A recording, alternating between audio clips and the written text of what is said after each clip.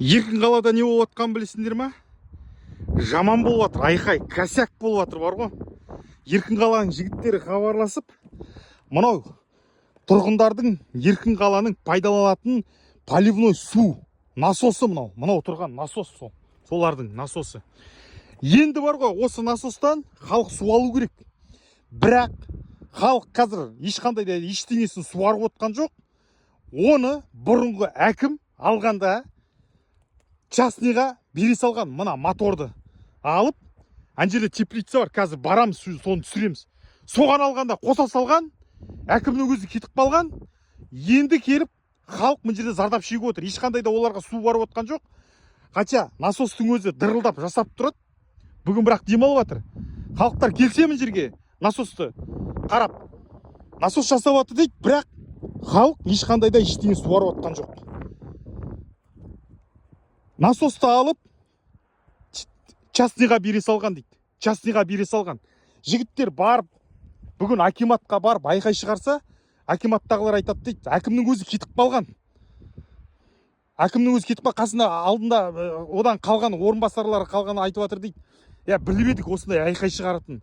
Әкімнің жасап күткен косягін енді тұрғындар ошым зардап шегіп жатыр. Мынау қазір насос, қазір осы жерде тұрқ, міне. Бәрі әдемі жалғанған, осы биыл қосылу керек, беріліп жатыр бұл уже. Бірақ қазір көреміз, ана жерден частныйға беріп тастаған бұны. Міне көріңіздер, мынау Еркін қала. Мына аяқтың бәрі, ана аймақтың бәрі Еркін қала. Міне былайынан кетіп жатыр. Мына насос, жалпы мынау халыққа берілетін су, поливной су, бұл дейтін дача, огородтың бәрін суаратын су. Тіп-тіке былай кету керек. Мынаны жауып тастағанда ешқандай халыққа да ештеңе беріп отқан жоқ. Алғанда мына частныйға алып бере салған. Міне. Мынау алып частныйға жаңағы теплицаға кетіп жатыр. Теплицаға жекеменшік суарып жатыр, ошым айтқанда, бар ғой. Мынаны қалай тартты, неге тартты? Бұрынғы әкімнің былығы бұл деген. Әкім орында жоқ. Оның орынбасарлары айтады дейді, мына білмедік осындай айқай шығаратын. Тұрғындардың осындай айқай шығаратын білмедік дейді. Мына затқа жалғаған сонда.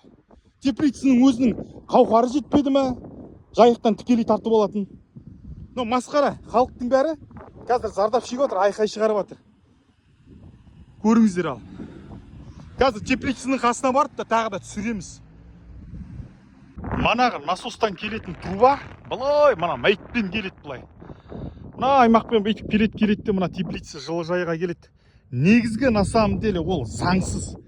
Тұрғындар еш пайдаланып отқан жоқ. Міне бүгінде қосылған екен насос. Су дейтін мен жерде мөлдіріп тұр ғой кәдімгі.